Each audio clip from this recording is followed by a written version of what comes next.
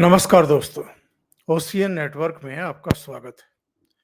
चुनाव आयोग अब किसी भी समय महाराष्ट्र विधानसभा के चुनाव का ऐलान कर सकता है और इस बात की भी उम्मीद है कि महाराष्ट्र के साथ झारखंड के चुनाव करा लिए जाएं।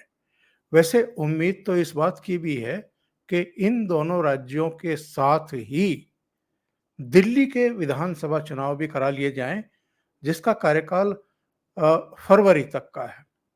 लेकिन फरवरी में अभी समय है, इसलिए लग ये रहा है कि महाराष्ट्र और झारखंड इन दो राज्यों के चुनाव एक साथ करवा लिए जाएंगे। महाराष्ट्र के बारे में तो चुनाव आयोग ऑलरेडी बयान दे चुका है। उसका कहना यह है कि हमें 26 नवंबर से पहले महाराष्ट्र विधानसभा चुनाव के नतीजे घोषित कर देने हैं। इसका मतलब ये है कि हरियाणा में जो कल मतदान होने वाला है और 8 अक्टूबर को हरियाणा और जम्मू कश्मीर के जो नतीजे आने वाले हैं, इसके तुरंत बाद या हो सकता है 5 तारीख को हरियाणा के चुनाव यानी मतदान होने के बाद 8 तारीख के नतीजों का इंतजार भी चुनाव आयोग ना करे और उससे पहले ही महाराष्ट्र और झारखंड के चुनाव की घोषणा हो जाए, क्योंकि अभी उतना समय बचा नहीं है। खास तौर से अगर हम महाराष्ट्र की बात करें कि इसको डिले किया जाए, यानी इन दोनों राज्यों में कभी भी चुनाव का ऐलान हो सकता है। अब सवाल कई खड़े हो रहे हैं साहब। एक बात तो ये है कि हरियाणा और जम्मू कश्मीर इन दोनों राज्यों के तो चुनाव नतीजे 8 अक्टूबर को आ रहे हैं, तो पता चल जाएगा कि हरियाणा में सत्ता का फेरबदल हो रहा है या Bharatiya Janata party single largest आने वाली है या पूर्ण बहुमत हासिल होने वाला, जो उसको 2019 में भी नहीं हुआ था। 40 सीट उसको मिली थी और जेजेपी को साथ मिलाकर के ही वो सरकार बना पाई थी। ये भी एक इतिहास है हरियाणा का कि 10 साल तक तो निरंतरता में किसी पार्टी की या पार्टी के साथ मिली-जुली सरकारें रही हैं। जैसे भूपेंद्र सिंह हुड्डा 2004 से 2014 तक मुख्यमंत्री रहे थे। दूसरे कार्यकाल में उनको भी कुछ निर्दलियों की और कुछ छोटे दलों की मदद लेनी पड़ी थी। भारतीय जनता पार्टी ने भी ये करिश्मा किया है। 2014 में सरकार बनी थी पहली बार और 2024 में हम हैं, अभी भी भारतीय जनता पार्टी की सरकार है। लेकिन ये करिश्मा अभी तक नहीं हुआ कि हरियाणा में निरंतरता में कोई तीसरी बार भी सरकार बना ले। अब भारतीय जनता पार्टी का नेतृत्व जिस तरह का दावा कर रहा है, हो सकता है वो माहौल बनाने के लिए ही कर रहा हो और जमीन से भी हमें भी बहुत सारे मैसेज आते हैं। हमारे जो वीडियो होते हैं हरियाणा पर, उन पर मैसेज आते हैं कि भारतीय जनता पार्टी की ही सरकार बन रही है। हो सकता है वो भारतीय जनता पार्टी के डेड ऑनेस्ट सपोर्टर हों, इसलिए वो ऐसा कहते हों। पर हरियाणा में जिसकी सरकार बने, उसके कुछ संदेश और कुछ संकेत भविष्य के लिए जरूर रहने वाले हैं। इसी तरीके से जम्मू कश्मीर में चूंकि 10 साल बाद विधानसभा चुनाव हो रहे हैं, 10 साल बाद इसलिए कि अगस्त 2019 में वहां पर 370 और 35 से हटा दिया था मोदी सरकार ने और उसके बाद से चूंकि राज्य का पुनर्गठन हुआ था, लद्दाख का, लेह लद्दाख का इलाका अलग कर दिया गया था और जम्मू और कश्मीर यानी घाटी का और जम्मू का इलाका एक अलग राज्य बना दिया गया था। तब से चुनाव नहीं हुए हैं, राष्ट्रपति शासन ही है, उपराज्यपाल का शासन है, क्योंकि लेह लद्दाख को भी केंद्र के अधीन कर दिया गया था, केंद्र शासित प्रदेश कर दिया गया था और ये भी अभी केंद्र के अधीन है। पर जम्मू कश्मीर में लोकसभा चुनाव में भी जिस तरीके से लंबी-लंबी लाइनें लग करके मतदान हुआ और 50, 55, 58% तक टर्नआउट हुआ, उसने तो पाकिस्तान की भी और जो जम्मू कश्मीर में बदलाव हुए थे 2019 अगस्त में, उनका विरोध करने वालों की भी नींद हराम करके रख दी थी। अब विधानसभा चुनाव में भी तमाम तरह की बातें कही जा रही थी, हिंसा हो जाएगी, ऐसा हो जाएगा, वैसा हो जाएगा, लेकिन 3 चरणों का मतदान आम तौर पर शांतिपूर्ण तरीके से ही निपटा है और अगर औसत बात करें, तो 60% के आसपास तीनों चरणों का औसत मिला करके देखें तो टर्नआउट हुआ है। ये हैवी टर्नआउट है, जहाँ तक जम्मू कश्मीर का सवाल है। तो कांग्रेस पार्टी और नेशनल कॉन्फ्रेंस मिलकर के चुनाव लड़े हैं। भारतीय जनता पार्टी इंडिपेंडेंटली लड़ी है। घाटी में उतनी सीटों पर नहीं लड़ी है, लेकिन जम्मू, उधमपुर और जो ये पूरा इलाका है, यहाँ सभी सीटों पर लड़ी है। और परिसीमन हुआ है। 2019 के बदलाव के बाद से घाटी की भी रंगत बदली है, सोच बदली है और लोगों की अप्रोच बदलती हुई दिखाई दे रही है। जिस तरह के बयान फारूक अब्दुल्ला और महबूबा मुफ्ती कैंप के आ रहे हैं, कांग्रेसियों के आ रहे हैं, उससे ये आश्वस्त नहीं है कि गठबंधन करने के बावजूद इनका परफॉर्मेंस निर्णायक होगा, यानी इनके गठबंधन को ही वहां पर सरकार बनाने का अवसर मिलेगा। तो ये बड़ा दिलचस्प चुनाव हो रहा है जम्मू कश्मीर में भी और हरियाणा में भी। अब ये देखना अपने आप में एक अनुभव होगा कि पिछले 5 साल में केंद्र के अधीन जम्मू कश्मीर का जो वातावरण बदला है, पत्थरबाजी खत्म हो गई, आतंकवाद लगभग खत्म हो गया है, बच्चे स्कूल जाने लगे हैं, बाजार बंद नहीं होते हैं और लोग अब लाल चौक पर भी देर रात तक भ्रमण करते हैं और बाजारों में रौनक लौट आई है, विकास के काम हो रहे हैं। तो ऐसे में क्या ऊपर घाटी में भी भारतीय जनता पार्टी को वोट मिलेगा? और जो उसका परफॉर्मेंस पिछले विधानसभा चुनाव में नीचे रहा था, क्या उसको रिपीट करेगी भारतीय जनता पार्टी? एक बात तो कही जा रही है कि जम्मू कश्मीर में भारतीय जनता पार्टी की भी सरकार के गठन में भूमिका रहने वाली है। अब वो किस तरीके से रहेगी? क्या पहली बार जम्मू कश्मीर को हिंदू मुख्यमंत्री मिलने जा रहा है? इसको लेकर के भी चर्चाएं हो रही हैं। पर इन दोनों स्टेट के जो भी नतीजे आएंगे, उसके कुछ संकेत और संदेश मिलने वाले हैं। इसी तरीके से महाराष्ट्र और झारखंड, इन दोनों ही राज्यों का जो चुनाव नतीजा होगा, वो भी एक संदेश और संकेत देने वाला साबित होगा।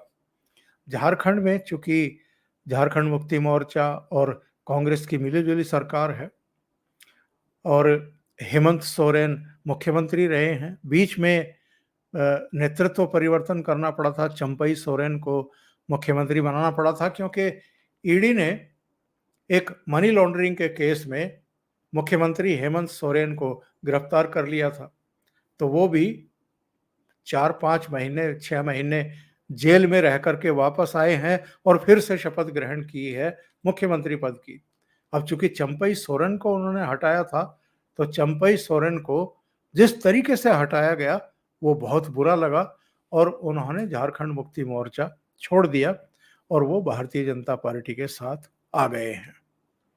भारतीय जनता पार्टी की हालत झारखंड में पहले भी इतनी खराब नहीं थी और लोकसभा चुनाव में चाहे 2014 हो, 2019 हो या 2024 हो, वहां की जनता ने नरेंद्र मोदी के प्रति ही अपना स्नेह भी दिखाया है, उनमें विश्वास भी जाहिर किया है।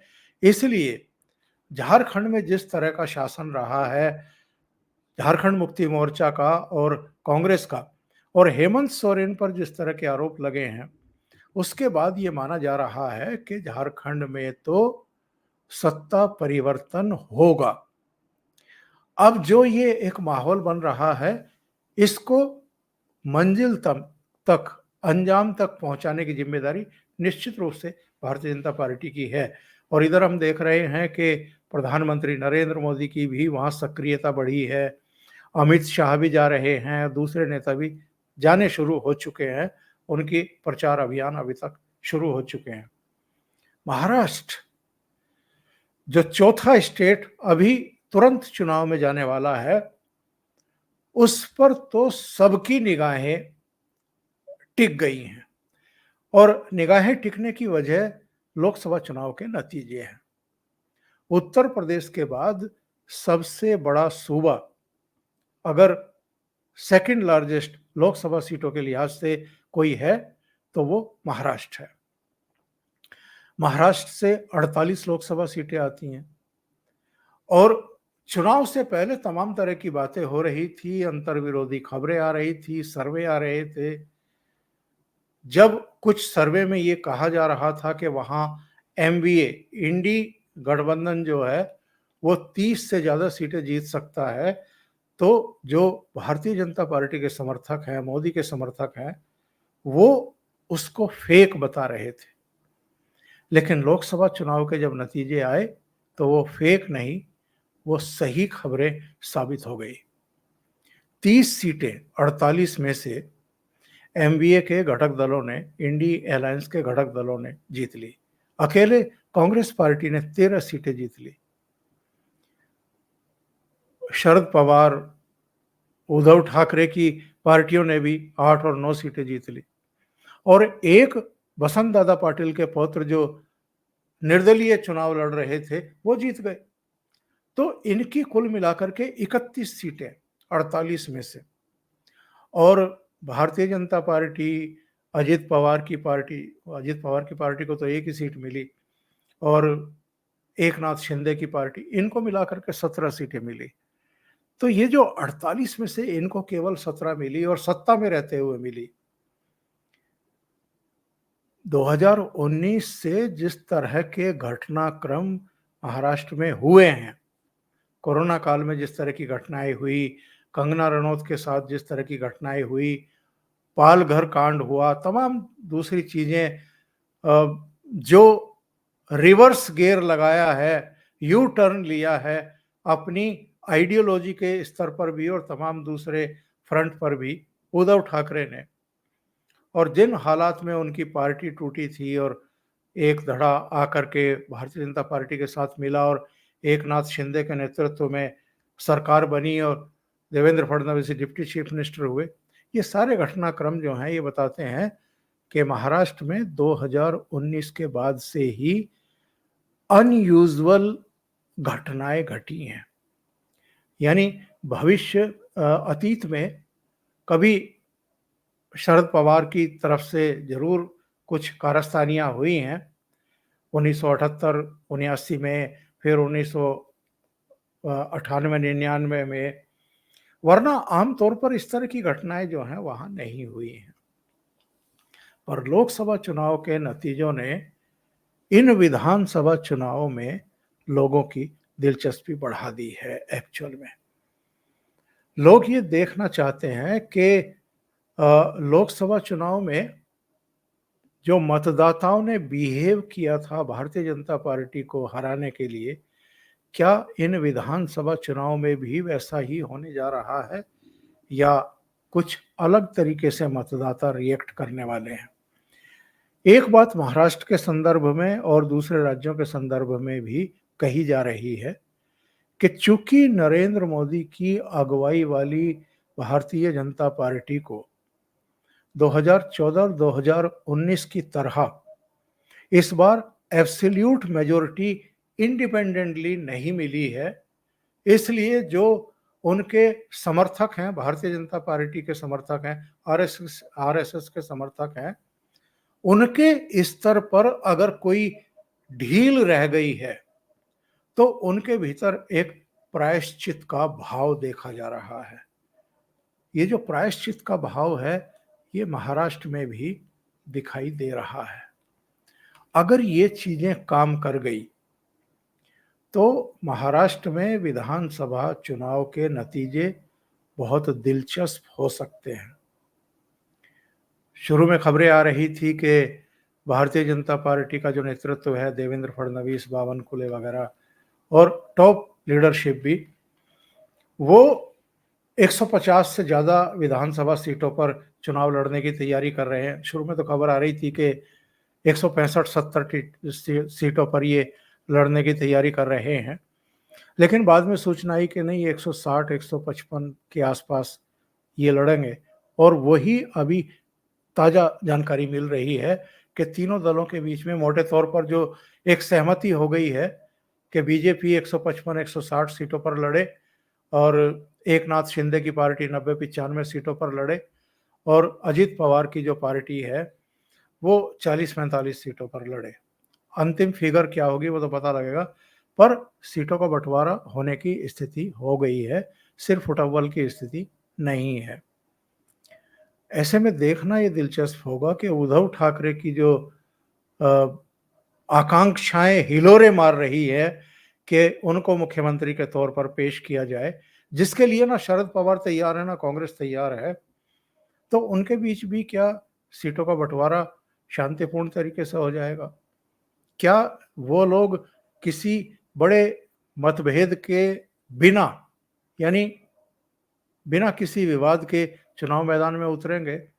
और लोकसभा चुनाव के नतीजों की तरह ही क्या राज्य विधानसभा चुनाव के नतीजे भी दे पाएंगे? क्योंकि स्थितियां बदली हैं इस बीच। और अगर हम लोकसभा चुनाव के नतीजे देखें ध्यान से, तो भारतीय जनता पार्टी का अपना परफॉर्मेंस बहुत खराब उस लिहाज से नहीं रहा है, विधानसभा सेगमेंट के लिहाज से अगर हम देखें। और एकनाथ शिंदे की पार्टी को भी जो वोट शेयर मिला है वो उद्धव ठाकरे की पार्टी से कहीं ज़्यादा मिला है, बल्कि लगभग 2 गुने से भी ज़्यादा मिला है। और उनको 4-4.5% वोट शेयर मिला है, जो बाला साहब ठाकरे का कैडर वोट हुआ करता था, समर्थक वोट हुआ करता था। बाकी जो इनकी सीटें आई हैं वो तो इसलिए कि मुस्लिम वोटों का भी इनको सीधा लाभ मिला है।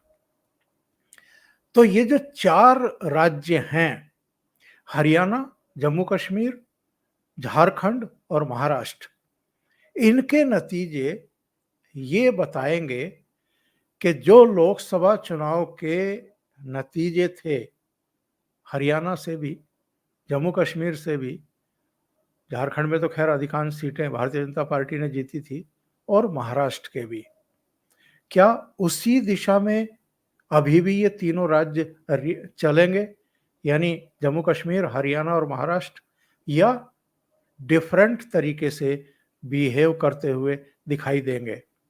झारखंड में तो मैं बता चुका हूं, और वहां से जो रिपोर्ट आ रही है वो ये कि भारतीय जनता पार्टी लोकसभा चुनाव में भी अधिकांश सीटें जीती है, विधानसभा चुनाव में भी वहां सत्ता परिवर्तन होगा।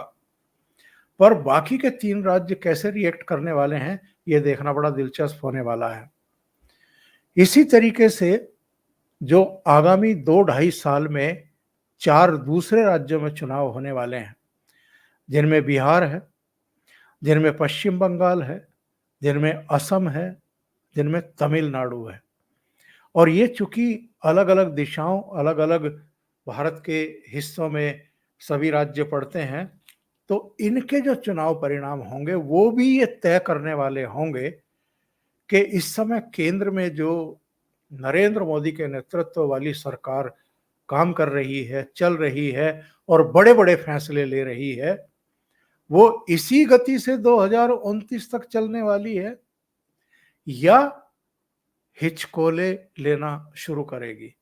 क्योंकि जो 9 राज्यों की बात मैंने बताई है भाई, हरियाणा 1, जम्मू कश्मीर 2, महाराष्ट्र 3, झारखंड 4, दिल्ली 5, आपका बिहार 6, असम 7, तमिलनाडु 8, पश्चिम बंगाल 9।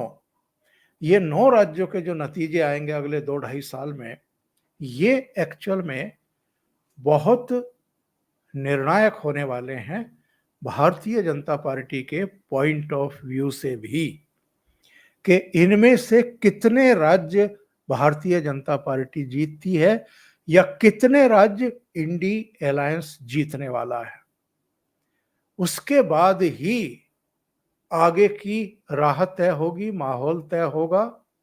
और अगर इन चुनाव के बीच जैसे बड़े बड़े फैसले इस समय नरेंद्र मोदी की अगुवाई में उनकी सरकार ले रही है, अगर इस तरह के और बड़े फैसले ये लेते हैं तो उनका भी आने वाले विधानसभा के चुनाव पर हम असर देखेंगे।